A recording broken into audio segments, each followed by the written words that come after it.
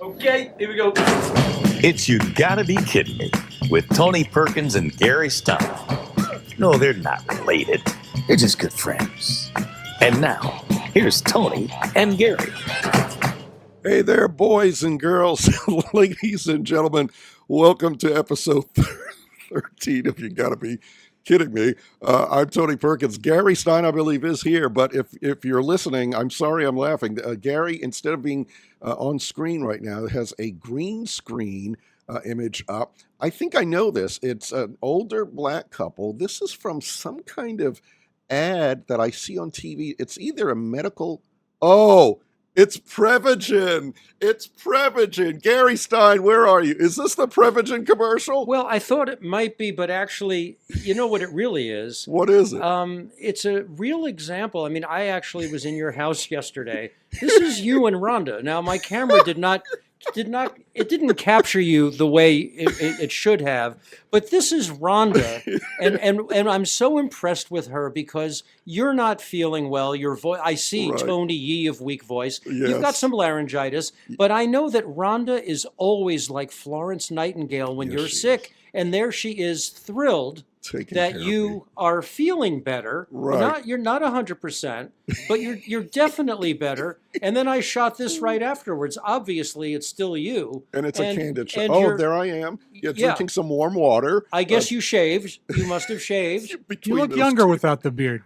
Yeah, and you're feeling better. It looks like there's a video screen on, and I just want to say that I think that Rhonda just does an amazing job when you're not 100%, especially in the old Good Morning America days. Boy, Yes. did she take care of your health when Yes. you were on the road. Yes, she did. Yes, she did. Thank you, Gary. That's very funny. And speaking of Rhonda, let me say this. I went to urgent care yesterday because I have a case of laryngitis. This is the best I've sounded in 4 days, folks. And she went to urgent care with me because she said, I will do the talking so that you don't have to talk. And so that was very nice. We went. And we were in the waiting area, and I said, you know what, I can talk. You don't have to talk. So I went in. She didn't come into the exam room with me. But then I ended up being there for over an hour. And I felt so bad. It's like, Rhonda's just waiting for me out there. I should have given her the keys to the car. She could have gone somewhere or something. Well, but then she would have left for good. I think it was a good idea that you were there together, that she stayed with you. Listen, you know what? You do take care of each other, just Yeah. like, Sarah and I and Yes. and maybe Rob's wife. I don't know. Leave me out of this. But listen, we were on the road a bunch of times when one of us wasn't feeling well. Yeah. So Ooh. you would, yeah. What? That reminds me of a story. Let's write this down. We're not going to do it today. Okay. We have so many stories Millions. about our days working together. Memories, yeah. Yep. Let's, on a future episode, talk about the time where we were covering a hurricane. I don't remember which one. Mhm. And we both suffered injuries to our eye. New Smyrna Yes. Beach, and Which is- I had a corneal abrasion, and you were very upset that I got I was hurt. really upset. Yeah, And then the next day you got one, yeah, and yeah. yeah, maybe I ruined the story a little bit, but it Well, was there were funny things about the trip as there well. were. Some It of the was a people great we were trip, staying with. And, crazy and- trip. and the abrasions, and there's a lot. Yeah, so we'll do that in the future. But here's one little tease. Yeah. I think when you got injured, and you had this big thing on your eye, is that the first time you ever saw me cry? Because I was very upset that you were hurt. You know what? I wasn't going to say that right now because I figured I'd wait for the story to be told. Yeah, We were staying in a place that had no electricity, yeah. and I Well, went don't back. tell the whole thing. What? Don't tell the whole thing. Okay, We will well, save it. you saw that I looked like a Jewish pirate because I had a black patch over one eye, and you Right. looked at me and you started to cry. And that is the first time I saw you cry.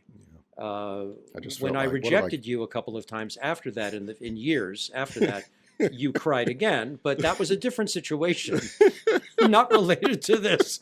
It was just you had never really been so severely rejected before. I think. Yeah, we have to really we're dancing around this story, but we should really we'll get tell into it it. another time. Yeah. It's a pretty good story. That wasn't scheduled for today. No, it was not. But I hope you're feeling better. You seem to be feeling better than over the weekend. So Yeah, and I'm getting over it. I had a steroid sprayed into my mouth yesterday, so that's helping. And I've just been resting my voice. I'm going to take a quick sip of water, though. Sure. Did the steroid have anything to do with not feeling well? No, I just thought I'd be working out today. I wanted to have some extra oomph. Has it given you an incredible appetite? That was just one spray. It was nasty. Let me tell you. No, that. it is nasty. Yeah. Well, and the woman said, so the first PA, physician's assistant said, I'm glad you switched from PA to the woman. from the woman. I talked to this woman. Just quick editing. Thank you, Rob. The first physician's assistant said, so-and-so is going to come in and spray you in the back of your throat with a steroid. I just thought, okay, I've had that before. That's great. Well, the second PA came in, and it was like a needle. And she just kind of, it was like a syringe. Mm-hmm. And she just kind of jettisoned the fluid, it wasn't a spray, into my mouth, mostly on my tongue. And it was nasty. Oh, that's bad. Well, she didn't tie a tournament around your arm first before the injection. No, right? she did not. Yeah, so that's good. Yeah, that's good. I But would've- you know what I'm noticing. Women. You know what I'm noticing with you though, which What? is the benefit is that it seems to me that once they sprayed the steroid up your nose, your muscles have grown. Well, So your arms look bigger today. I'm going to get this every day then. I think you should. Yeah, I think yeah. I don't want to see your throat, but I think that the muscles are improving. I think it has some ill effects on one, doesn't it? On a man, steroids, too many. You mean in the nether regions? Are we Yes, talking in the about? nether regions. Yeah, Trying to keep it polite, and I never do a good job with Yeah. that. Why I think long term, perhaps. Yeah, and there's a shrinkage of the man parts down there. The not all of them, but Besides what's happening naturally. I mean, I'm not a young man anymore. we don't want to talk about that. Okay. No problem here, pal. All right, we do have a show for you today. A couple of things we're going to keep it. We're going to keep this part of it a little short because I do have to rest my voice. I did not go to work at NBC for today. I do hope to go tomorrow, so I'm trying. Thank you very much. So, are we cutting your aria that you were going to do at the beginning of the We're show? going to do that in another episode. You Yes. loved that opera, and I did. Yeah? But which reminds me, did you watch the Tony Awards? I did. Okay, we'll talk about that another time too. Although we Okay. should talk about it today. But We'll go easy. We'll go easy. yeah, okay, all right. We do have a special guest today, not live in person. We're gonna feature one of our old episodes of the Tony Perkins Show featuring Gary Stein, at least an interview from it. Nostradamus. We had Nostradamus on at the very, very beginning of the old series. I would love to have, you know what, maybe if we kiss up to him, maybe we could get Mike O'Mara, who is very funny with impressions and characters and all that kind of stuff. Maybe we could get him to come on the show someday and do Nostradamus. Now, it's not an impression because none of us know what he sounded like, but That's the beauty of it. yeah. I do Cleopatra.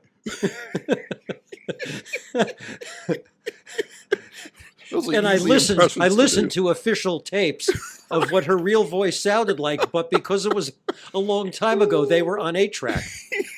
do. Oh, but maybe we could do, I would love to do a Nostradamus bit.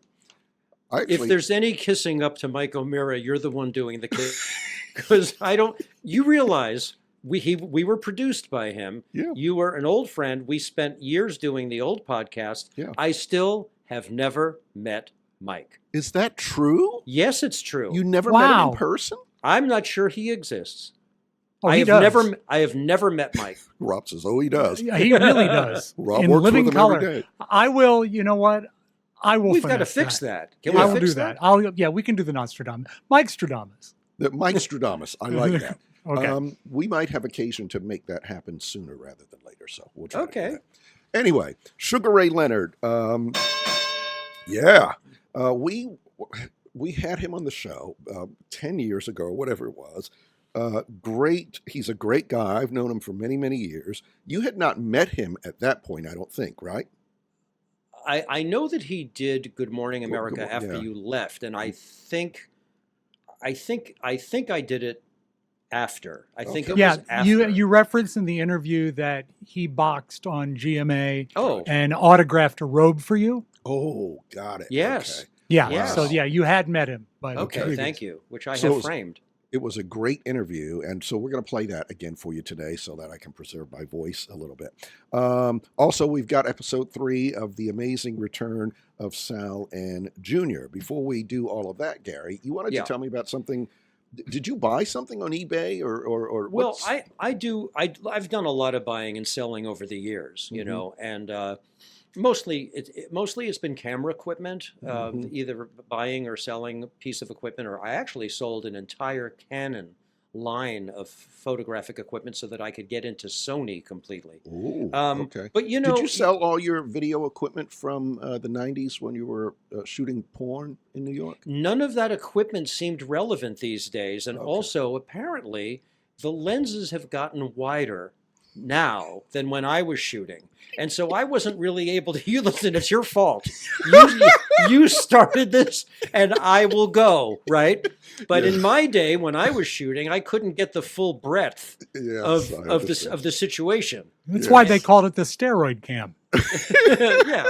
So I sold the equipment to Gotcha. amateurs who Gotcha, were just okay. getting started and not Yes. obviously up to And that- speed. Now they're running the whole thing. So They are. okay. But maybe I should tell you why I'm bringing up eBay. So, yes, please yeah, do. I will Sorry. do that. So, you know, you write descriptions of the equipment, Mhm. and you hope that you've written enough. And when you're looking to buy something, you're hoping that you're reading enough about it. And if you're not, and if they didn't really say enough about condition, you can write to the seller and say, you didn't say anything about, you said it works well, but you didn't say anything about the physical condition. Mhm. So I was looking for a particular camera for the private investigative work that I do, Gotcha. because I need something that's got a bigger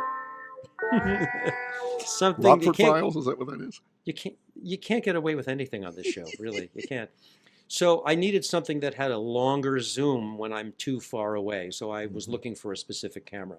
So I thought, okay, this looks like a good one. And then I read the description. I have never in my life read a description like this. Okay. And if you were an eBay user, neither would you. Okay. Okay, so it's a Panasonic camcorder, and it says working with battery. Great, I want it with the battery. When I bought it, this is what the seller has to say. When I bought it, the screen was blurry because the lens was broken, but I was able to fix it by smacking it on the bottom. Sounds dirty, sorry, XD, he says. It works almost perfectly now. It does make a clicking sound when zooming, but it does fully zoom. It's possible, he goes on, it's possible that the lens could get stuck again, and it may be blurry when you receive it due to it being thrown around a lot in shipping. I think this is improbable. I think this is improbable, though, and if it does happen, smacking it hard on the underside should get it working again. And then, to make it, just to bring it home, Yeah. he says, one of the best cameras out there, in my opinion. I have a few of these, so I'm selling this one. Now, who's gonna buy a camera who's been fixed because you bang it on the bottom? Right, exactly. And I mean, most people don't mention this. We assume it, but just reminding you that it's going to get bounced around in shipping.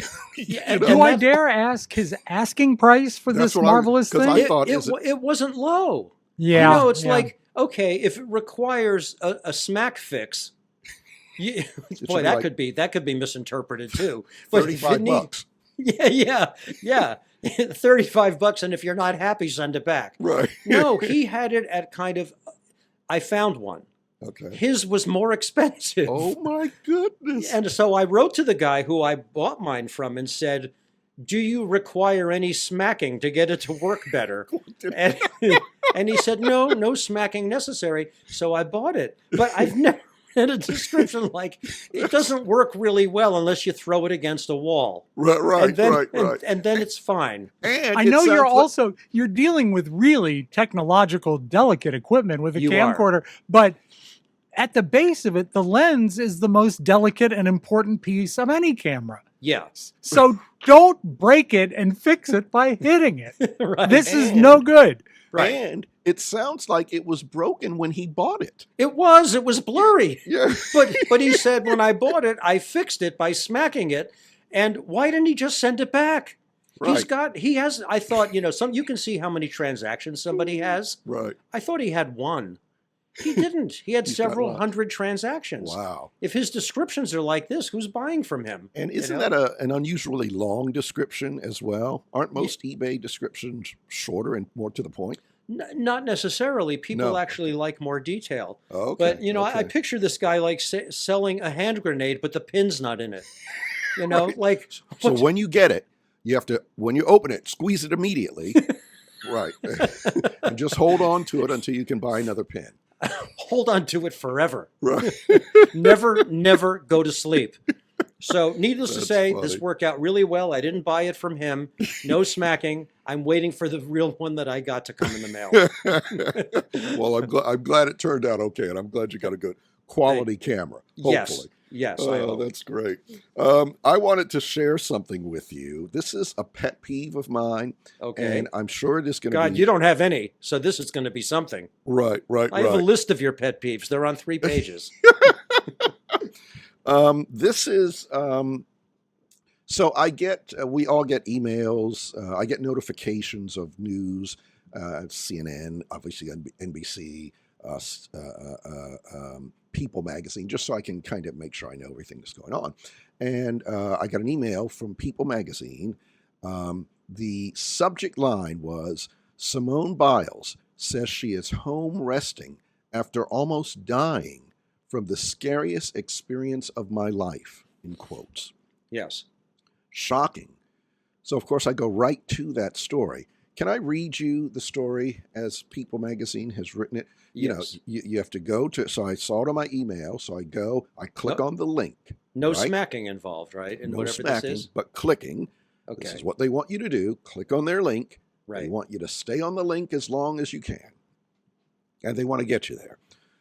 So that headline, something, all right? Here's the story. Quote, almost dying wasn't on my bingo card earlier this week, the gymnast wrote on social media. Simone Biles revealed that she recently experienced a terrifying health scare. This was one of, if not the scariest experience of my life, she wrote on her Instagram stories, alongside a photo of her arm covered in patient wristbands from the hospital. The gymnast said she's since been in bed resting while leaning on support from her close friends and family. On Saturday, June 6th, the gymnastics star 29 shared a photo of her arm covered in the patient wristbands after experiencing what she says was one of the worst health scares of her life. I'm not one to normally share things like this because I value privacy in today's age, Biles sure. wrote on her Instagram stories. But almost dying wasn't on my bingo card earlier this week. This was one of, if not the scariest experience of my life, especially since Jonathan Owens, her husband, was in Indy for practices, she continued. Here's the next paragraph. Owens, who married Biles in April 2023, signed a one-year deal with the Indianapolis Colts in March 2026. At the time, Biles said she was excited to call Indy home during the upcoming football season. I've been in bed resting this week. I'll explain sooner or later, but shout out to my close circle who reached out, checked in, visited, or sent flowers. Love y'all, she continued. That's it. So that's it.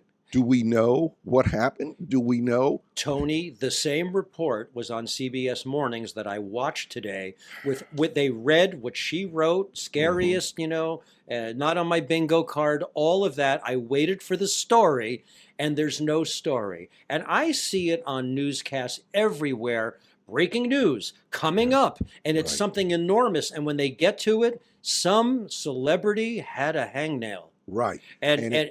Or nothing, because Or- they didn't right. tell you about Simone. Now, apparently she had something, but this is clickbait, and this is common. It's, they give you the headline, and I resist this stuff. But when I see something like this, Simone Biles says she almost died. Yeah. Scariest experience You're of her going to life. look. I'm You're going to gonna look. And as I'm reading it, I'm like, what the? And I'm getting angrier and angrier because if you notice, it also repeats the same information 3 different times. Yes. The yes. same quotes. And then takes a bizarre turn into Jonathan Owens. Hey, he just signed with the Indy Colts. I know. And maybe that's the purpose of the whole thing, to just It get is. the information out, to help support him. It's ridiculous. And she also mentioned bingo several times, and I guess maybe she's a closet bingo player, because you can use that expression, but maybe not several times, Yeah, maybe that's Tony, smart. are you sure you didn't see her at urgent care? She might have been in for arm steroids. Maybe. On- If I had, I would have asked her, could you please tell us what's going on? But on CBS Mornings, they did offer one little additional piece of business that they Okay. didn't get to, Well, good. and that okay. was a mental scare. Oh, well, she has had that in the past. Yeah. So I thought, okay, that's been an issue, Okay. in her career. Right. And she very famously stepped away for a She did. while to deal with that. But did they mention that, like, this could be part of this? Because this sounds like it was something No. physical. No. Well, I mean, I- look, when I do have a mental scare, I'm going to tell you, and I'm going to step away from the podcast. But I'll give you reasons, think that that happened maybe several maybe episodes working ago. with you all these years, it really affected me mentally, or I'll let you know what's that I'll be Rob able to tell. could be a problem. I'll be able to tell. Yeah, I think you will. You always have. Oh, yeah, true for both of us, actually. I hate stories like this. Me Yeah. too. It drives me crazy. And here's the other thing. Because I have been a journalist for many, many years, this is the antithesis of good journalism. This is not how you write a news story. No. This is nothing but clickbait, trying to keep you on their website for longer because that's what they can tell the advertisers. Average length of stay is, 7 minutes or whatever it is. I don't know what the good stats are, but pisses me off. It No, really it's not pisses good me at all. And this is no way for you to be, this story is no way for you to be celebrating your 50th year in journalism. So I take exception to this also. It hasn't been 50 years, but it's been long enough for me to receive a Lifetime Achievement Award. Yes. Yeah, I passed the Comfort Inn yesterday. Is that why you came down just to check it out? Yeah, yes, I did. I did. Yeah. I am going to check it out. All right. One thing that we've been doing for the last couple of episodes is featuring your YouTube series, you and Yes. Sam and Graffia, The Amazing Return of Sal and Junior. We are up to episode 3 now, each We episode are. about 3 miles. So we're running it as a serial. Yes. You can also see it on YouTube. Just search The Amazing Return of Sal and Junior. All 8 episodes, as they were shot several years ago, are there. Talk it up. Tell your friends, because we want to get this. We think this should be a Netflix or HBO Max show, Wow. something like that. I really do. You are just the best. I'm I not just really saying, I'm not appreciate just that. saying this. I've said this for years. It's a great meta concept. In case someone's just joining us, explain it briefly one more time. So, well, The Amazing Return of Sal and Junior is it's about these characters that Sam and I had created many, many, many years ago. And because there was so much footage from all the years, we thought, wouldn't it be funny if we made believe that there was a very well-received series called The Sal and Junior Show, and we're going to revisit it? And the way we're able to support this idea is that we've got all this old footage to be able to roll in. Old So- footage, old pictures Yeah, that you took yeah. as the characters. Sam and Gary actually did come this close to having the show produced as a sitcom. Yep. Several times, Tony. Yeah. But one time, we had a production schedule, and we were 2 weeks away from shooting, and then it died. And Hmm. it had a guaranteed shooting commitment, and that didn't really mean that it was guaranteed. So Mm. it was difficult because we could have been a contender, Yeah. and but maybe it's never too late. You never know, you know. Well, let's see if Um, we can get it to happen. What's the name of this episode? This is called Rules to Live By, and that's because Sal and Junior would obviously have their own peculiar rules to live by. Gotcha. All right, here's episode 3 of The Amazing Return of Sal and Junior. Hey, Hey, how you doing? Welcome to the amazing return of Sal and Junior. I would be Sal. I will be Junior. We have to say that every show? Do we have to do that? They know who we are. Today's episode, we want to give you rules. Listen to me. Rules to live by. Over the course of our lives, we have amassed. I explained it enough. Rules to live by. No crosstalk at a urinal. Exactly. Goes without You saying. know what? You get friendly at a urinal, people get the wrong idea. You're there for your business, you want to do your business, get out as fast as you can. You do. start talking to somebody, all of a sudden he thinks you're going for lunch, and you're in a very awkward situation, you might have to hit him. Never sing while having sex. Now, this is a rule that both of us learned to live by from experience. Yeah, See, here's what yeah. happened to me one time, so, I mean, I'm willing to give. This is it. You're gonna open up. I'm going to bare my soul. All right. So one time I was having sex with a particular young lady, and all of a sudden while we're doing the deed, she starts singing Tie a Yellow Ribbon around the old oak tree. Uh-oh. Now, for me, that took me right out of it. You know, I had to try to think of some other song really fast, and then all of a sudden I'm singing too. Now we're both singing, and You got the wrong rhythm I got going. no action going on. I can't. Did she tie a yellow ribbon around the old oak tree? If you know what you know where I'm going with this. Hey, no matter what you've been told, hats do not make you more interesting. Okay, so now you're wearing that hat, and in no way do you look any more interesting than you did before you put it on. See? Yeah, Okay. see what I'm saying? All right. No more interesting. No. But this would look better if you had a complete cowboy outfit on. I do have a cowboy outfit. Yeah, but you told me you only wear that in the bedroom. Well, that's true. Well, now, you know what? I got to say, see, that's I got to live in the moment here, right? I mean, I'm all prepared to say he doesn't look more interesting with this hat on. But, you know, you with the pith helmet, you're not only more interesting, you look adventurous. So we got to change this. Perhaps in the world of hats, a pith helmet deserves an asterisk, maybe an exception. Exactly. Never tell a joke during a proctology exam. I don't think anything needs to be said I after think that. that's it. That's good. If a restaurant charges more for blue cheese than cheddar, fuck 'em. You know what? What to forget about? Go to IHOP. Yeah. Really. Find a Denny's. Denny's. Denny's Anything. You go into a fancy restaurant, they want to charge you different for the cheese, you never go back. Denny's does not do that. No, Denny's does not do that. you know, I got to tell you something. Denny's makes a fine product. They do. You know? It is wholesome and filling for a good price. And it's also family orientated. Right? I have to agree. So Prescribe to the show. Prescribe Excuse me, to just the one second. Because if you prescribe to the show, you're going to get bonus episodes. Doesn't matter if it's true, right? Fuck them. Doesn't matter. You get bonus episodes, okay? So just prescribe. I think we're done, right? So remember, follow your dreams. because where would you be without them at night? Is that right? I'm going to do it again, all right? That was terrible. What do I say? Because what else would you be doing it? Okay. Okay. This is, you know what this is a good example of? This is when you get stupid. Yeah. So remember, follow your dreams. Because what else would you do? What else would you be doing with them at night? You know, I got somebody else waiting to just jump in and be my partner on this show all over again. I All don't right. need you. You know, turn See the ya. camera off. See you later. Turn the camera off. See you Follow later. your dreams, right? Follow- Because what else would you do at night? Because what else would you The do? camera's off. It's off now. Too late? You ruined it. Oh. Oh, that's great. That's great. Did he really forget the line? Yes. Yes, he did. He really forgot it. That we weren't going to do that. You know? And can I ask one other question? Sure. Because this is all, folks, and if you're listening to it, it's funny. It's like an old radio play. But if you can, go to our YouTube page. You've got to be kidding me. And check it out. because you can see it, you can watch it, and it's very much like a Curb Your Enthusiasm or that kind of thing where there's a lot of improv going on. Obviously, you guys live in these characters, so you can act as them, whatever's happening. But I do have one question. Yeah, sure. When he put the pith helmet on, Yes.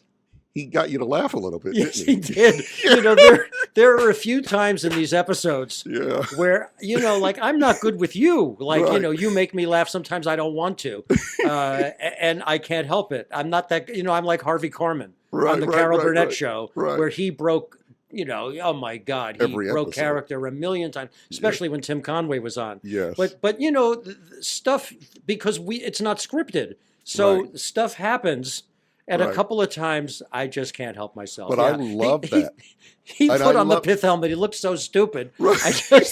I thought it was And great. But you're great. You're great because you turn away a little, you laugh a little bit, and then you're right back in character. You know what? You know what? And you react to it like it is. You know. Yeah, you do. You look more intelligent. Yeah. Right. You can go on YouTube and watch clips of Curb Your Enthusiasm, and I love the clips where, and in particular, it's in scenes with JB Smoove and Larry, Jerry Seinfeld and Larry, or in particular Richard Lewis and Larry. Well, Richard will say something, and you can see Larry react to it with a laugh, Yes. and then get right back into Yes. character. Yes. And Richard will sometimes laugh because Larry has laughed. I Yes. love seeing loved that that. stuff. Oh my well, God. Well, I think that people think, you know, if you break character at all, it's a terrible thing. And maybe if you're doing Shakespeare or Eugene O'Neill or Arthur Miller, Right. that's true. But I think that the audience likes to see you having a real reaction that you couldn't help. Listen, You know. there is a reason on the Carol Burnett show. Now, the Carol Burnett show was taped before a live studio audience. Yes. The show that they taped wouldn't run on CBS for 2 or 3 weeks or whatever, probably in most cases. But they left in those moments where Conway broke Harvey Korman up, or you know, sometimes Vicki Lawrence would make Carol laugh when they were doing Yes. the mama stuff. Yes. They knew that stuff really works. It endears you to the audience. It's a little peek behind the scenes. And Rob, you may, I'll bet you'll want to jump in here. And Gary, I'm sure this is true for you. I go down the wormhole on YouTube all the time. One of my favorite things to watch, of course, Johnny Carson clips, Me the too. Carol Burnett show, and those sketches where Corman would lose it. Yeah. I have come to the conclusion over the last couple of years. I always loved the Carol Burnett show. I think the Carol Burnett show was easily one of the funniest, best shows ever on television. Yes. Maybe number one. Maybe. Which I haven't thought that in the past. I've always loved it, but watching the old clips, I'm thinking this might be the number one funniest My show. two favorites were the Smothers Brothers and Carol Burnett. Smothers Brothers were great. They were Oh, innovative. They were innovative and a little more of an acquired taste. They were and edgy. They were Right. somewhat edgy. Yes. But Yeah. the Carol Burnett show was laugh out loud funny. Oh my God. And maybe there was a learning curve, Rob and Tony, Yeah. for figuring out that they need to leave that stuff in because Yeah. it's what the audience responds to the best. Another thing to be said about the Carol Burnett show was the production value. Now, many people grew up with like reruns of the Carol Burnett show where they would compress it to a half hour, and you would never see the lavish productions that they would do in the second half, Right. which were like doing a Broadway show Yep. every week. Yep. And to speak to the breakups, this is something that I found fascinating, is that they would do 2 full performances of the show, like essentially a dress and the Yes. real show, but they were both the same show. And they were both If- shot. They were Yeah, both and shot. if the first one was good, airable, then they'd go crazy in the second one. That's like when Tim Conway, I'm sure we've all seen the one about the elephant that was joined at the trunk. Oh my God. Yeah, and Fantastic. to watch the slow burn on Vicki Lawrence on that. Yes. None of this was scripted. That was all Yes. because they already had one to go to. Right. And I mean, that's a beautiful thing when you think about it. That they That's they great. sometimes had the opportunity to just totally lose their mind. I did Yes. not know that that's how they did that. That's Yeah. fantastic.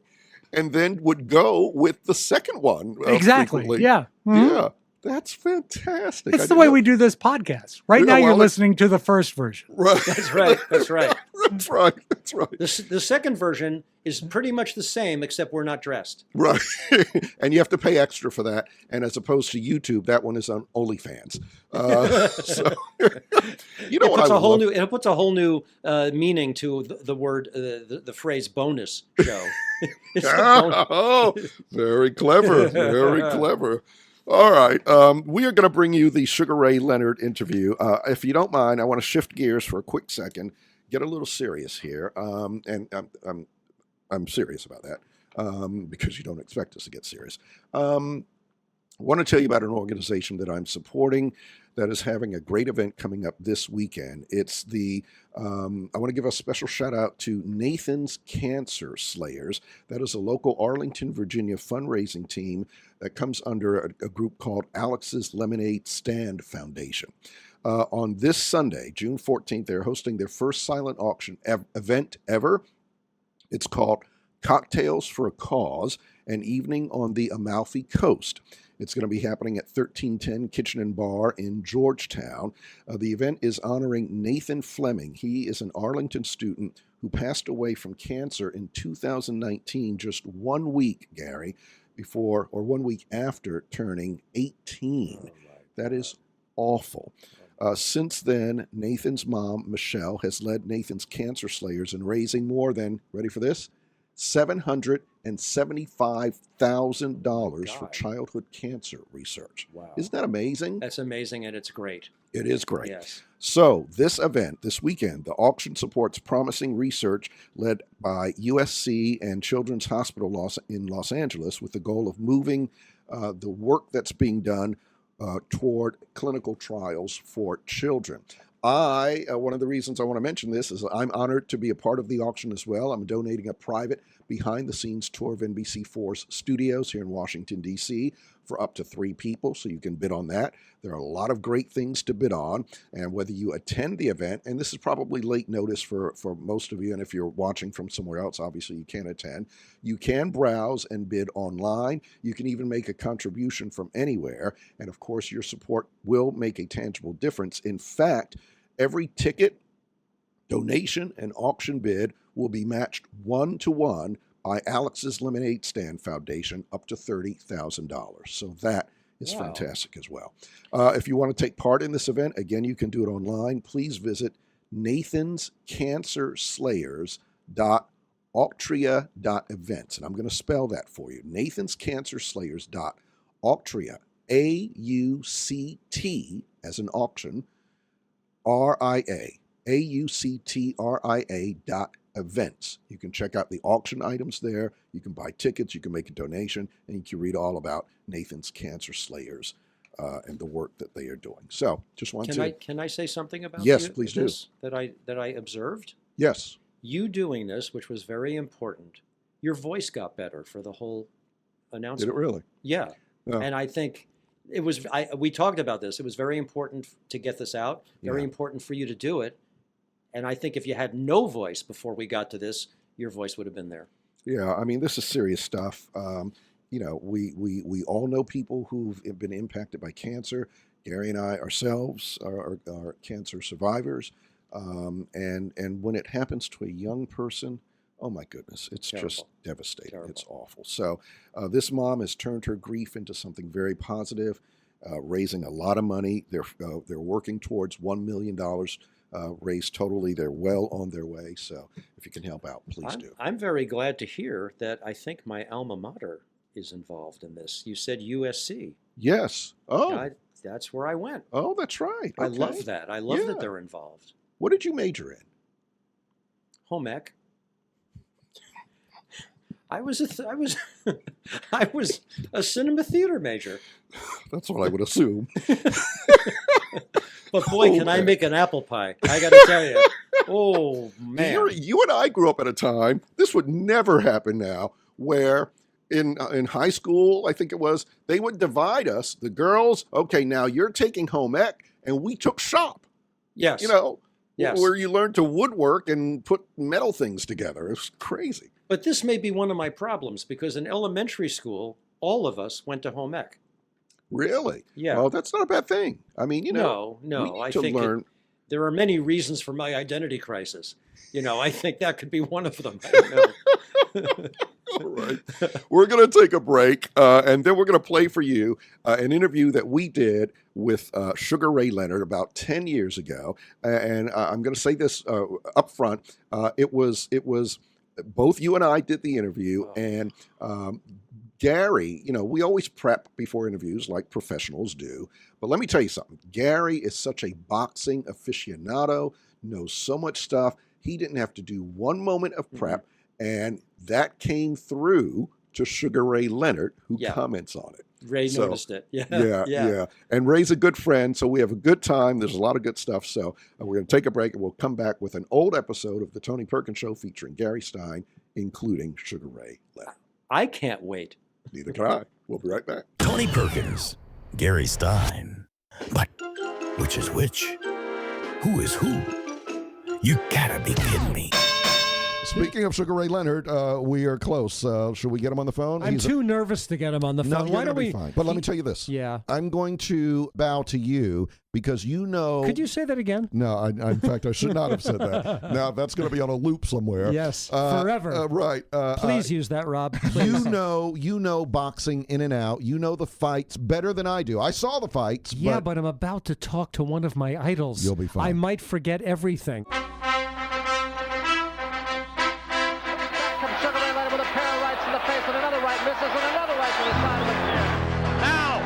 Fields in charge, pulls the shove. Now you're seeing the Sugar Ray Leonard we've become accustomed to. Right hand by Leonard. Buckle, another left hand from Leonard. Benitez loses his mouthpiece. From nowhere, Leonard opened up. And look at this. And you see, good right hand by Leonard. Alon is hurt. Alon backs up against the ropes. Leonard landing at will. Hope they don't stop the bounce. And Alon goes down. Another combination. Punching back, but he's wide open. Leonard firing away. Sugar Ray is showing the kind of flash, the kind of polish, the kind of know-how. Here he is, ladies and gentlemen. What a thrill this is. On the phone with us from California, Sugar Ray Leonard. Oh, boy. Here we go. Hey, Ray. Hey, guys. How you doing, man? I'm doing fine, man. I think the holidays, they come too fast. Yeah, They do. I agree. You know what? I've always said I think they need to add a week or two between Thanksgiving and Christmas. It's all too much, too fast. It's overload. And every single year, especially for Christmas, I wait till the last minute. Well, Have you guys done that? Every year I do it. Every year. You know what? I used to. I got over it. My objective is to be done every year before Christmas Eve. And I've been able to do that because I do not want to be out there in that madness. Don't you have people who can shop for you? No, unfortunately, that's not the case. Because my wife would know if someone went out to buy it. Yeah. She knows, and she knows exactly what cards are not authentic from me. She keeps you on your toes, doesn't she? Without question. Is that a matter of age? Does age has anything to do with this?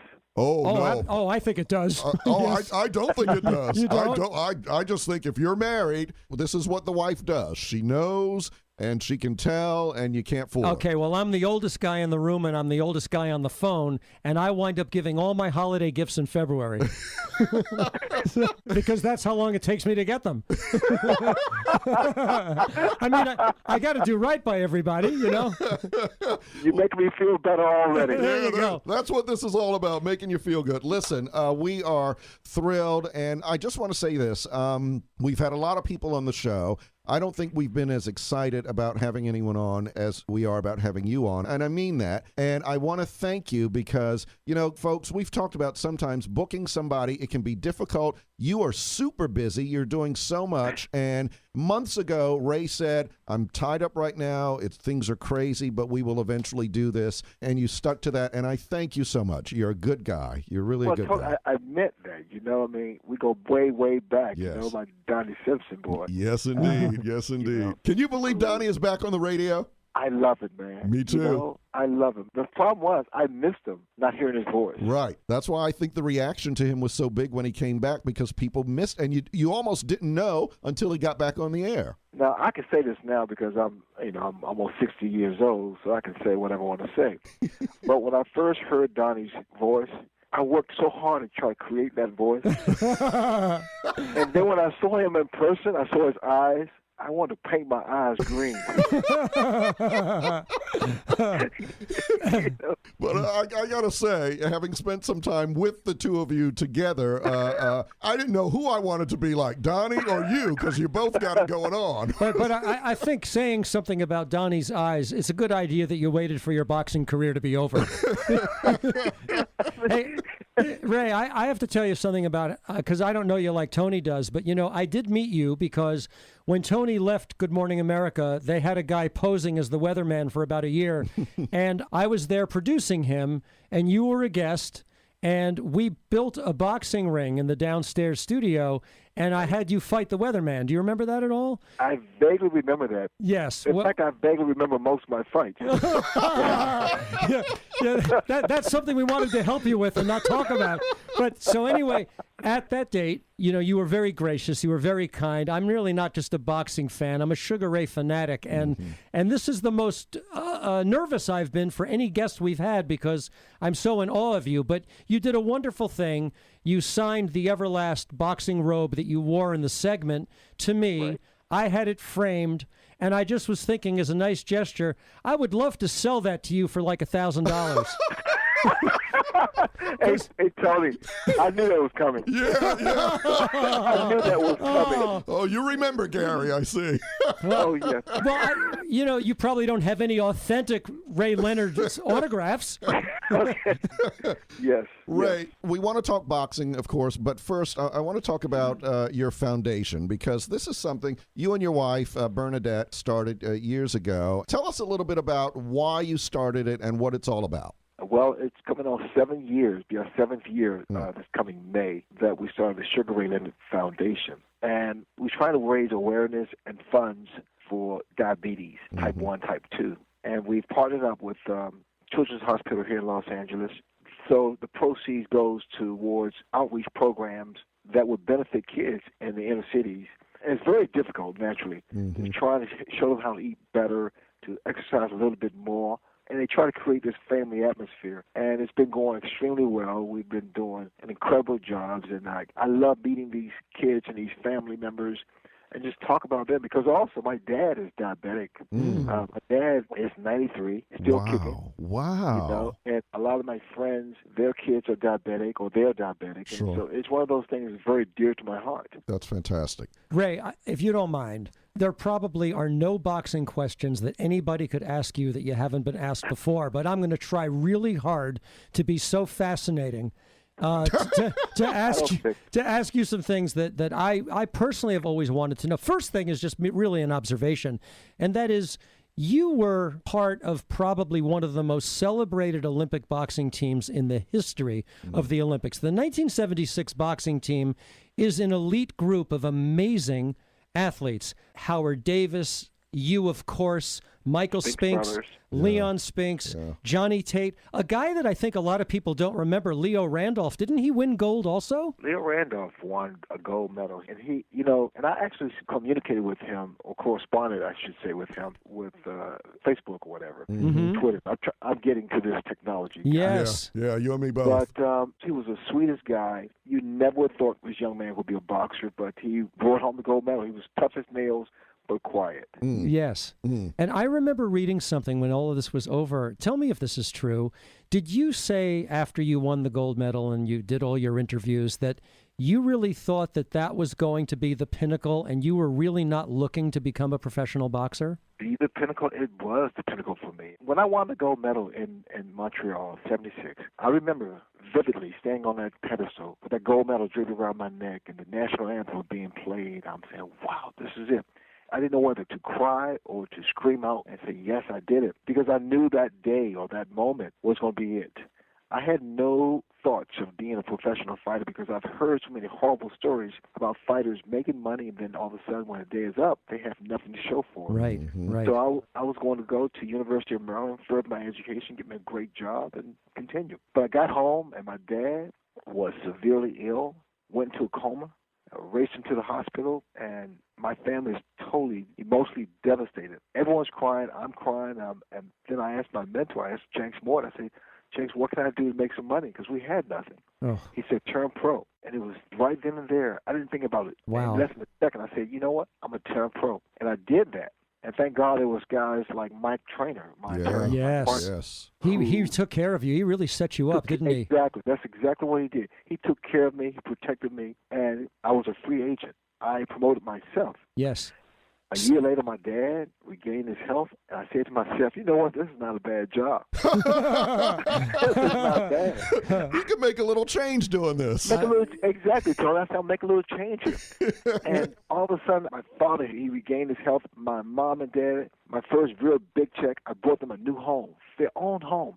I said, this is for you guys. I love you. They both just cry like babies. I said, you know what? You no longer have to work another day in your life. Mm-hmm. Man. And so, Tony, that was powerful. Well, listen, having grown up in this area and, Palmer Park and all of that, when you came home, and yes, everyone, it was big news when you would win this fight or that fight and you bought the home and you were living here and all of that, man, it was I can't describe how important and significant and meaningful that was to this community. And I know you know it, that you were our guy and you represented us well. You weren't this thuggish guy who was doing all this crazy stuff. You were smart, and man, it made a real impact on all of us in this area. And it still does. Well, Tony, it was so special. I got home, and I remember being in that trailer, that camper, I should say, and we drove back from Montreal. I remember just feeling the love and the support of all the people, Mm-hmm. The time went by so fast because all of a sudden what I really wanted to do was get home and do commercials, but I thought I was going to be on the cover of the Wheatie Box. But Bruce Jenner beat me out because his hair. I think he had better hair than I had. And still does. It still does. Yes. More of it. Yeah. So I had to really come to reality that, it was not going to be that easy. Mm-hmm. But listen, man, I made the right decision. Oh, boy. You're not kidding. I mean, you didn't have a crystal ball to know that you were going to be one of the greatest of all time. And to me, you are. You are. I got to say something to you about what's constantly mentioned as the 3 greatest rounds of boxing. People always refer to the Hagler-Hearns fight because those three rounds were amazing. Mm-hmm. But that wasn't the movie moment. The drama movie moment was another fight. And I saw all of your fights. I think that the biggest moment was the 13th round with you fighting Thomas Hearns in the first fight. That was the movie moment because when you got back to the corner, you had the eye closing. You were way ahead in most of the fight. But at that moment, the fight could have been called because of that cut. And I remember hearing Angelo Dundee, your trainer, and Ali's trainer, yelling something like, "You're blowing it now, son. You're blowing it." And I know you knew that you didn't want to go to the scorecards. So the obvious thing that you had to do, which is like so easy, of course, is to go out and knock Thomas Hearns out. Ray Leonard needs a knockout to win this championship.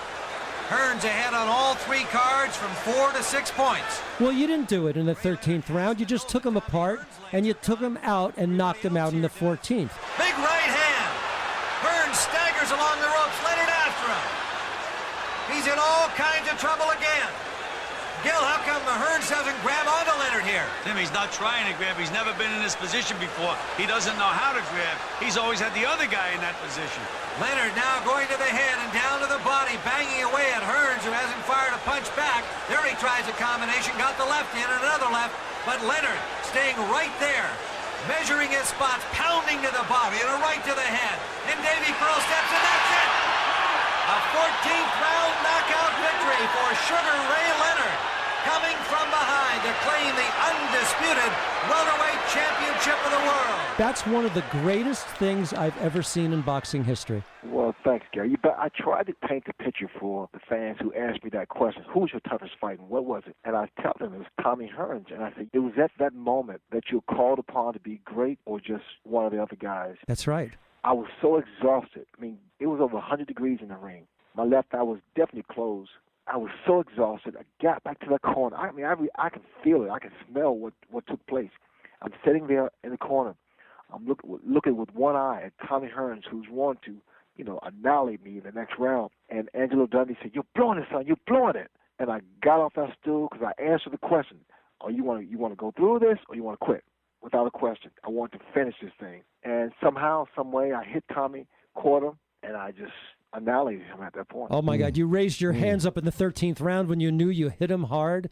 I remember in the early days, people were questioning your power because you had a great boxer's body, but it wasn't a classic boxer's body. You just looked like a ripped, thin, sinewy, long-muscled guy.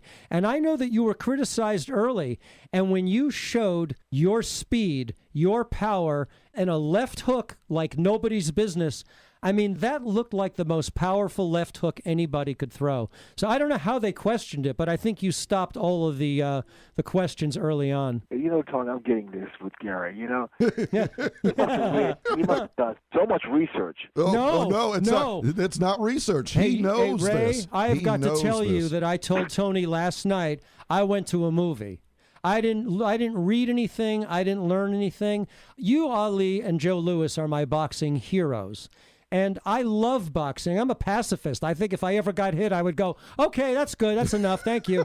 But I love boxing. And you are the people that I hold up as the people that I look to in this sport. Yeah. I know all about your career because I love you. Look, Gary, I'm saying this because the way you articulate this, the way you are describing and breaking this stuff down and piece by piece, because that's what I did. That's what I do.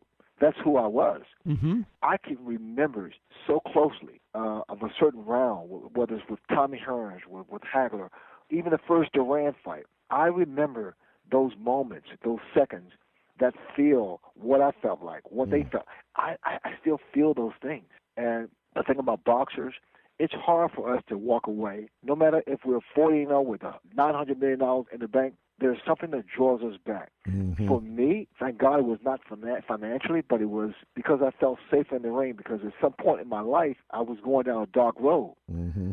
And boxing, when I was boxing, it kept me clean. It kept me straight. Mm-hmm. And, I saw a great deal to the sport of boxing, which is a sport that's so opposite of me, of who I am. You guys know me, and I am nothing like I was in the ring. You with me? No. I'm you're a totally different guy. I'm a totally different thing. I'm a totally different animal. Because in the ring, that's my domain. Yeah, Right. Yeah. But outside the ring, I'm non-confrontational. You're I'm laid back. You're funny. Shy Yes. on the side. You got a Yes. great sense of humor. And I Yes. think we knew back then that there were different Ray Leonards, that the boxer was somebody you didn't want to be in the ring with, but the real Ray Leonard was a guy you wanted to hang with. Absolutely. Listen, here's what I remember, and I never got to see you live. I'm one of those guys. I believe I went to the Capitol Center to see the pay-per-view, or whatever they called it then, the closed circuit of you and I think it Hagler. was closed circuit back then. Yeah, and I'm a fan, as you know, but I don't know it as well as Gary. Gary is a student of the sport and the art of it. But here's what I remember. Before I met you, and then during the days with Donnie and hanging out with you guys and all that kind of stuff, what I always knew, you were and are a smart fighter. And I really put you and Muhammad Ali in a separate category than everyone else. It doesn't mean no one else was smart, but you guys, you could back it up, but you were smart. You thought it through. It's almost like, in fact, let me ask you this. Could you envision the fight before you stepped into the ring? Did you know what was going to happen? Tony, I choreographed the fight in my head. I would watch films of my opposition and break it down, the strong points, weak points. I try to, even the psychological warfare, I create that outside the ring. And, people ask me all the time, do you miss boxing? I mean, I don't miss getting hit, per se. I really don't. But I miss the camaraderie. I miss that training camp.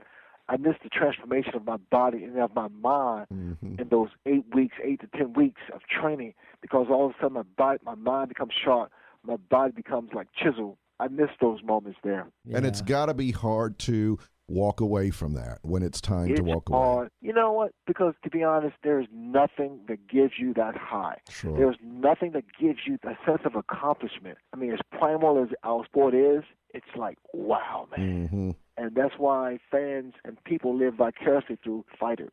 Right. Because I think we're fighters outside the ring, too, you know? Sure, You that's think right. about this, and I give motivational speaking about power, which is prepare, overcome, win every round. Mm. Because we fight outside the ring. We get knocked down. We have our great corner. We take the risk. I mean, all the things that we do in our ring, we actually do outside our ring. That's fascinating. That's a very good point. I want to ask you something. When you, and here's where I don't remember all the details, Gary will, you will. One of the times when you came back towards the end, and there was so much talk about, and I was one of them, and I love watching you fight, but I was one of the guys who was like, don't do it, Ray. We were worried about your eye and the retina thing and all that kind of stuff. Did you hear that and just discard it, or did it mean something to you when people were saying, no, don't do it, we love you, we don't want you to get hurt? Well, I'm glad you brought this up, because the first time I came back, I mean, I've come back a lot of times. Yeah. Too many damn times. But the first time I came back was against Kevin Howard. And Yeah. I wasn't motivated, and the things with my eye, because I had a partial detached retina. Mm-hmm. But I asked my ophthalmologist, and he said, Ray, your eye that I operate on is stronger than your good eye. Mm. So I believed in him, and I also believed in myself. But I really, humble. I feel great that people cared about me that much, because they say, you shouldn't risk it. But that's my life. And I went in there, I got knocked down, and I quit that same night. I came back some 3 years later or 4 years later, and I challenged Marvin Hagler. That's when people went berserk. Yes. Yes. They said, you crazy. Oh, yeah, Because I remember. My family told me that. My family told me this. And I paid them. To be in my camp. But, I believed in myself. I didn't think for one moment that anything could happen to my eye. I was that confident. But check this out, guys. I got into that ring, and the first bell rung, and my heart was racing naturally, because what you do in the gym is totally opposite of what you do in the actual ring. Yeah, yeah. Because all of a sudden now, this is not a sparring partner. This is Marvelous Marvin Hagler. Yes. Yes. So I'm looking at him, and my hands are shaking, my feet, my heart is palpitating, and all of a sudden I threw a punch. I said, damn, this thing still works. And that's what happened. That's good. That was an amazing fight to watch. And you were interviewed a lot before it, and you said, I watched a fight and I saw something and I knew it was time for me to go and do it, and I can take him. And I thought, I was scared for you. I really was, because I thought, man, I'm not Ray, but I trust him. And if he saw something, he saw something. And you made Marvin look bad. Your hands were fast. You outpointed him. You never got hurt, but he could never land anything. And you could see his frustration. He was build frustrated. The Oh, yeah. whole fight. And at the end, I think he thought, well, Ray didn't really take it. I still have my championship. But, he didn't show anything. All right, a very disappointed Marvin Hagler, and it has to be an incredibly elated Sugar Ray Leonard. Ray, you told everybody you could do this. Most of us thought it was impossible, said it couldn't happen. You were absolutely convinced, weren't you? Well, Tim, I am a nonconformist. I made a comeback. It was the defiance of history. They said I couldn't do it. This is the greatest accomplishment in my life. Thank you. Well, there's no question that it's the greatest accomplishment of any boxer's life, Ray. You were expected to maybe put on a great show and maybe go a few longer rounds than a lot of people thought. Did you really feel that the course of the fight would go the way it did? Tim, everybody thought. I'm sure you felt the same way. I did. It was an impossible task. Well, like I said, this is the first time a young guy came up against an old guy in a comeback. I prepared myself for 1 year.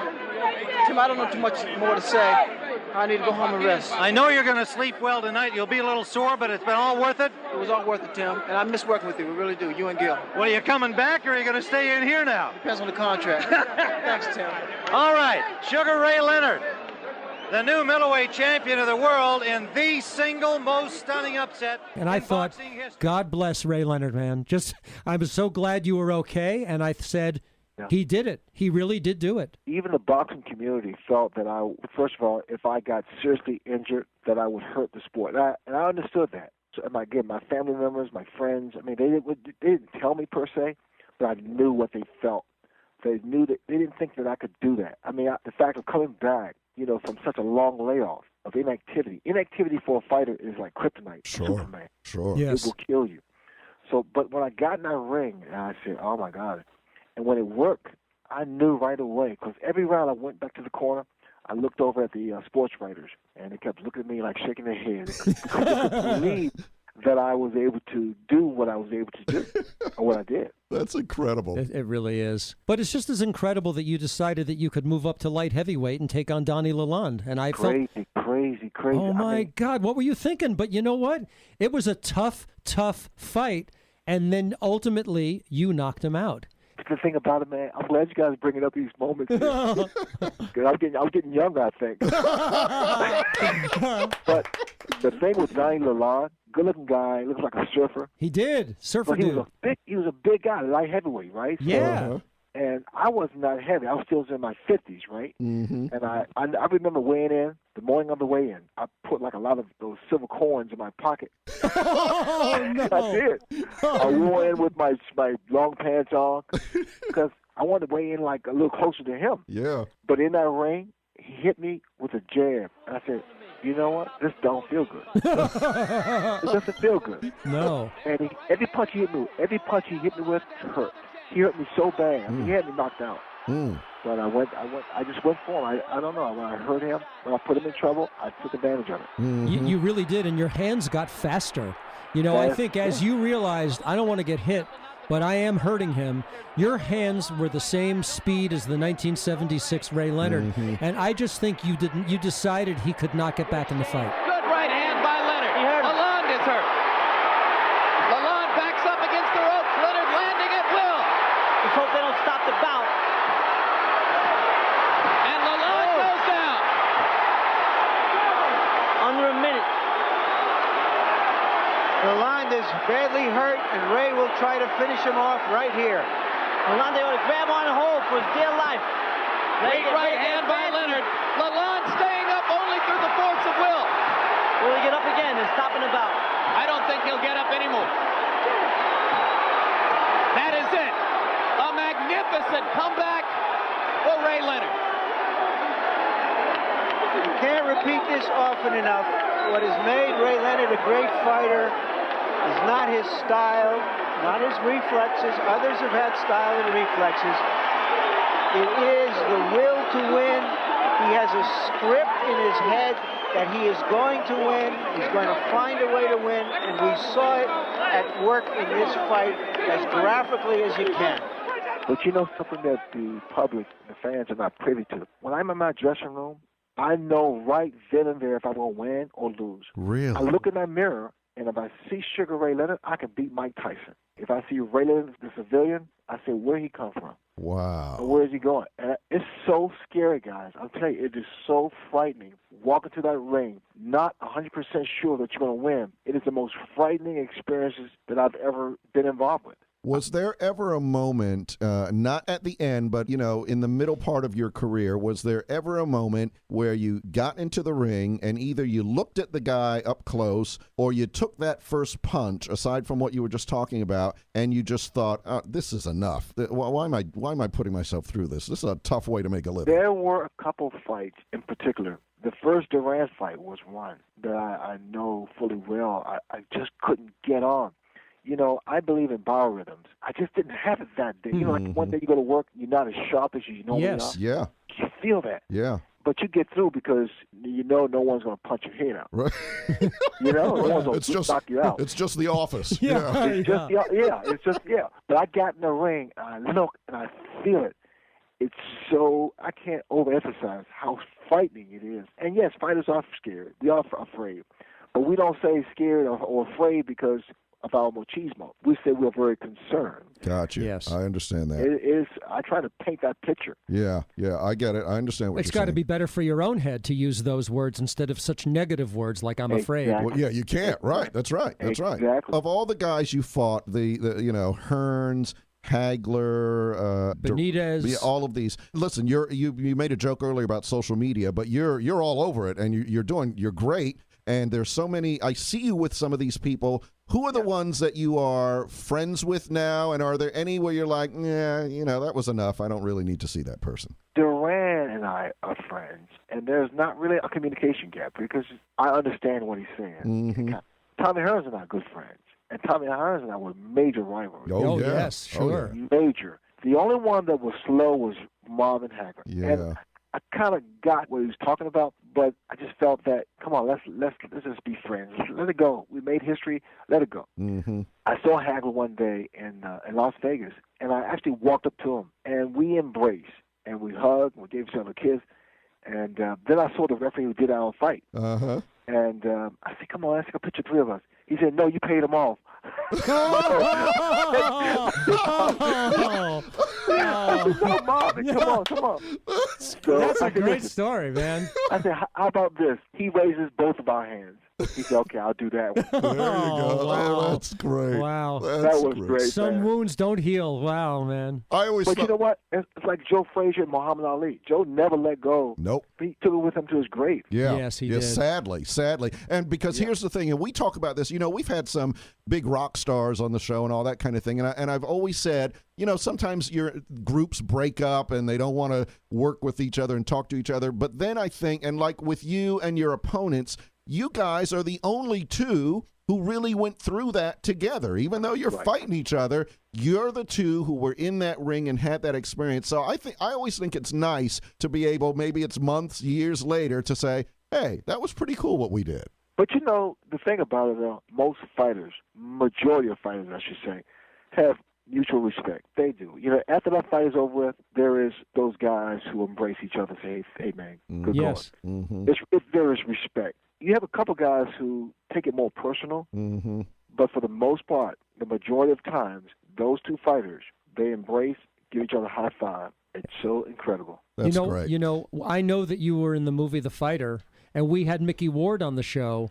And, the relationship between Mickey Ward and Arturo Gatti after their fights, where they really became like best friends, that's storybook stuff. That was so special. I mean, really, I remember those moments. It was just so special. Him and Gotti were just like unbelievable. It must have been, something to see. Oh, yeah. Just something you can't miss. I mean, it was Yeah. unbelievable. But Dick Eklund, the brother, Yes. face, I see him all the time, every now and then. And Christian Bale played him to a T. I mean, the idiosyncrasies, the way he moves around. He was a crazy dude, but he was so tough to fight. He was so unorthodox. Uh-huh. Very awkward guy. And the thing about it, he believed he can win. Yeah, yes. He can beat anybody. He won't back down. He won't back down. Let me ask you a question, and we'll wrap this up because I know you got things to do. Boxing movies. We love boxing movies. We just saw Creed, which I really like. I loved it. What's your favorite boxing movie? I love Raging Bull. Yeah. Me and too. I love Rocky. I saw Rocky, although I wasn't the underdog, but I saw Rocky, my first professional fight in Baltimore at the Civic Center. Really? I love that movie. Yeah. Well, that movie, ironically, came out in '76, just when you that's did. right. That's right. Yeah. Even though Real Steel was about robots, Oh, Yes. it was still one of those movies, man. and you But, consulted on Real Steel, right? I did, yeah. Yeah. I love Real Steel, and I got to say, my son, it's his favorite movie. My son, Connor, he's 12 years old. He loves it. He's seen that movie 10 times. And $1 Million Baby is wonderful. Oh, I love that movie. It's so painful. Well, my God. it's a great Isn't that? movie, but I can't. That when she gets hurt, oh my God, I can't watch. My that. wife won't watch it a second time. As much as we loved the film, she can't do that. I want to try one thing, Ray. I want to try to ask you a question that maybe you haven't been asked. If you have, it's okay because I still want the answer. When you are in your corner, so let's say it's the 5th round, 6th round, whatever, and you're back on your stool, and 3 people are yelling instructions into your ears. You gotta use the left more. Use the left jab, but I want to see the left hook. I want you to move to the right. How much of that are you actually hearing, and how much of it are you shutting out and just staying within yourself? Well, normally, Angelo Dundee, he had the voice. Mm-hmm. It was his voice that I heard. No, I don't normally have that. The only time I had that experience, that incident, or that moment, was when I fought Marvin Hagler and also Duran won in 1980, because I was getting hit so much and there was so much fear in Hagler when he first threw an uppercut and rocked me. Didn't hurt me, but he rocked me. And my corner almost got out of control. But it's all about composure. Yes. Staying poised. Well, you are a man of great composure and great poise. You're out there still doing so many great things in the community, and we see you on TV. You're a great, great, great guy. I thank you so much for taking time to do this.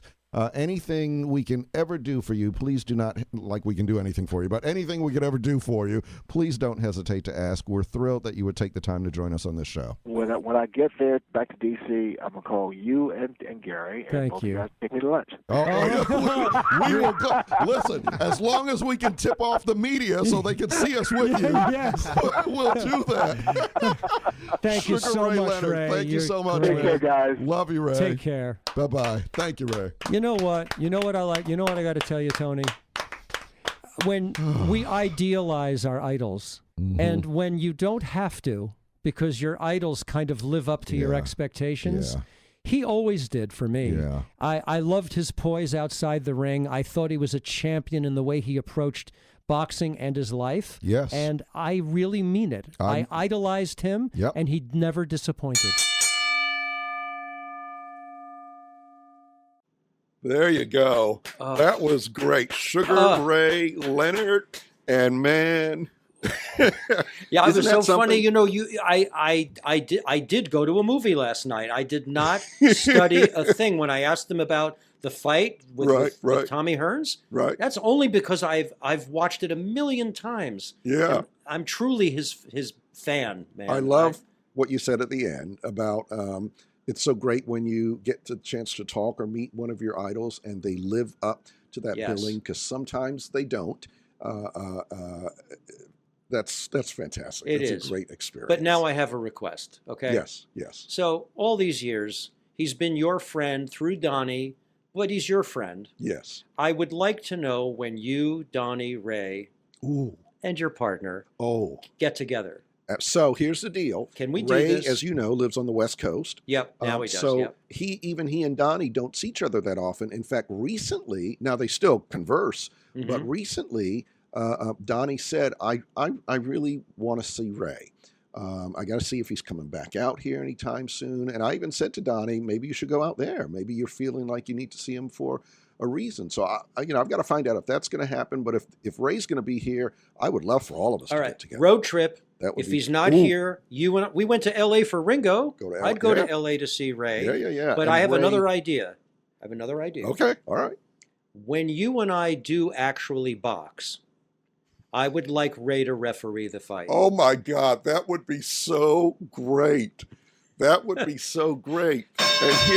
And then it goes on the show. Then right. we do it. And here's the other thing I love about that, because, he'd be a great ref. Number two, star value there. People would come to see him. Number three, now, of course, he would be impartial, but I do think deep down he would be torn between his loyalty to me, having known him for, 40 years or whatever it's been, and him wanting to reward you for your amazing fandom and knowledge and boxing skill. That, and I think way before the fight, since he's being a ref for the fight and not a manager, I want more tips from him about how I'm going to kick your ass. No, if anyone gets tips, it'll be me. I need them more than you. Okay, all right. That is a plan. We'll try to put that in We have motion. to do this. Yeah. Okay. All right, that is going to do it for this week's episode of You Gotta Be Kidding Me. You know what? I feel better. I don't know if I sound better, but I feel You better. do. You Yeah, do. good. Thank you for bearing with me, folks. And let me say this to Gary and to Rob, because we've actually had to shift the taping of this episode a couple of times because of my bad voice. Thank you all for your flexibility and all of that kind of thing. Really, really do appreciate it. No, no problem at all. Pleased to do so. Yeah, come on. I've always been considered very, very flexible. Yeah. Well, both of you are. Well, yeah, right. Rob, do you work with any flexible people? You got me, you got Gary, you got Michael Mara. Luckily, I have my Pilates. All right, folks, we love you. Keep watching, like, subscribe, spread the words to your friends. We will see you on the next episode. Peace. Thank you for listening to another episode of You Gotta Be Kidding Me. Make sure you continue your visit on Facebook and Instagram. And don't forget to like and subscribe wherever you get your podcasts. And follow us on YouTube. This is Donnie Simpson speaking for You Gotta Be Kidding Me, a production of the Podcaster's Warehouse. And yes, I endorse this podcast. What? You gotta be kidding me.